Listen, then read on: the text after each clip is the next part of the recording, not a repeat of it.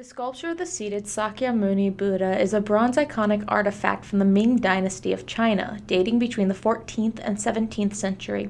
His hands are placed in the Bhumi-Sparsa mudra, one resting on his feet, palm facing up, and the other on his legs, palm facing down.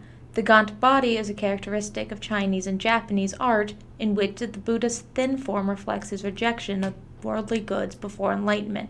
The plump face of the statue, on the other hand, is an artistic element that can be traced to Chinese pilgrims traveling to India during the Tang dynasty. The Wright Museum's statue features particular tropes of the portrayal of the Buddha, the elongated earlobes, 3 lines around his neck, and the unisha or bun at the top of the head. However, the sculpture lacks the urna, or the circular dot placed on the forehead, which is common in much of Buddhist art. The folds of Buddha's robes are executed in Chinese style, which took the cascading drapery of Roman periods and shifted it into flat, repetitive folds. In the Sakyamuni Buddha tradition, the image is not based on a deified version of the Buddha, but on the historical Buddha.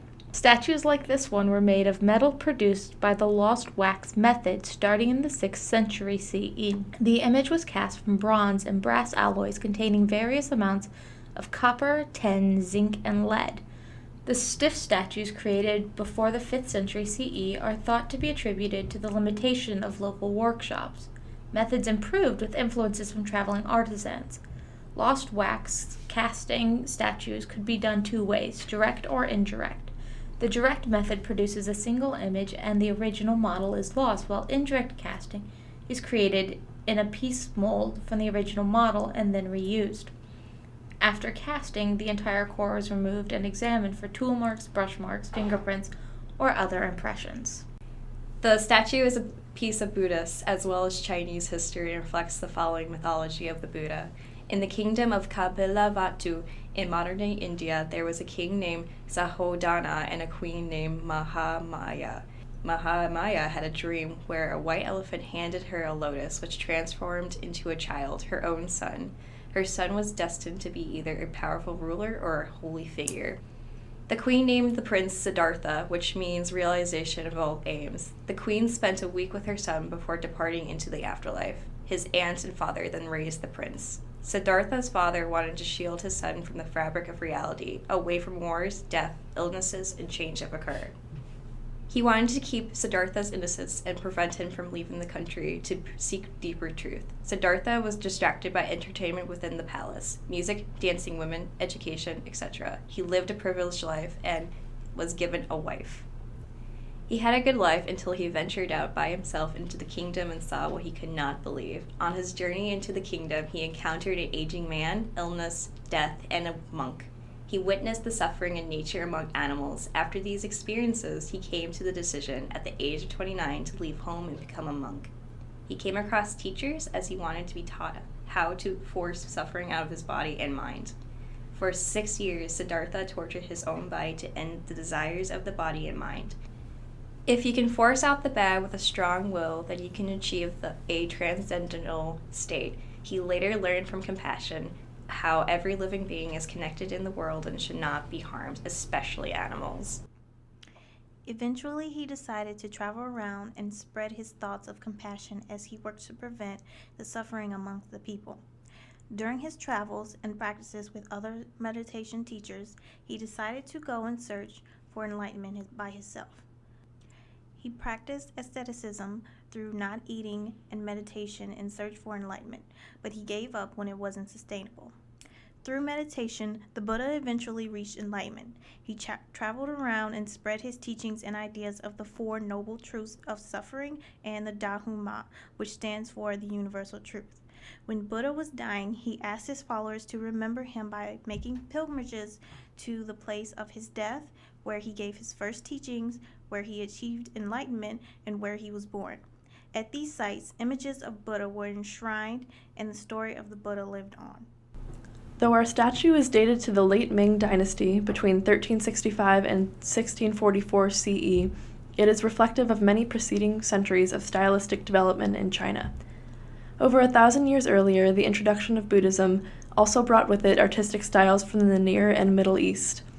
Though the origins of Buddhism in China are difficult to pinpoint, We know that it became more prevalent in northern China when an invading Turkish tribe established the Wei dynasty between 386 and 557 CE.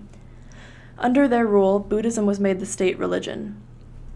Wei Emperor Wang Changti proposed the building of Buddhist cave temples, which came to be known as the Yangon Grottos. With the 35,000 families who immigrated from Central Asia and India to help build the grottos came the Buddhist artistic styles of Mathura and Gandhara. These eventually merged with Chinese styles to form the Wei style. The Great Tang Dynasty, between 618 and 906 CE, is considered to have been the golden age of Chinese art and Buddhism's peak of popularity. According to art historian Fong Chao, these images served as models for Tang sculptors, inspiring them to represent the body sensuously and in the full round. The contemporary ideal beauty of plump body and placid full face with a small mouth is adopted in the Buddhist images of the Tang period. This history of artistic syncretism influenced the art of Buddhism for centuries to come. The style of the earliest Gandhara Buddha dates to the late Hellenistic or Roman imperial art of the late Christian era. There are two types of the Buddha image in the Indian culture Gandhara, standing and seated. Gandhara sculpture depictions of the Buddha, the Unisa, are shown with wavy locks or with a top knot, which is also worn by Apollo in Hellenistic sculpture. Indianization takes place after the works. The image becomes rigidly frontal and the drapery transforms to string-like loops. The rigidity and severe impenetrability of this appearance suggest to viewers the divinity of the Buddha.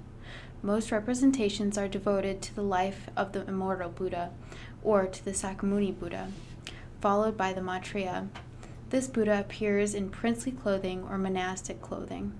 The mask-like, cold, and expressionless characteristics are influenced by Indian and Eastern sculptors. The Mathura Buddhas are shown with open eyes, soft smiling lips, etc., to exude a friendly warmth that welcomes devotees' adoration. Some Chinese and Korean depictions show a forward part in the Buddha's hairdo called a tonsure. This suggests religious devotion or humility. Other European depictions of the Buddha include seated or just the Bodhi seat of the thoughtful Buddha with his head rested in his hand. Over time, the Buddha appearance and style changed and adapts from naturalistic to hieratic, expressionless to expressionate, Roman to East Asian, secular to the divine.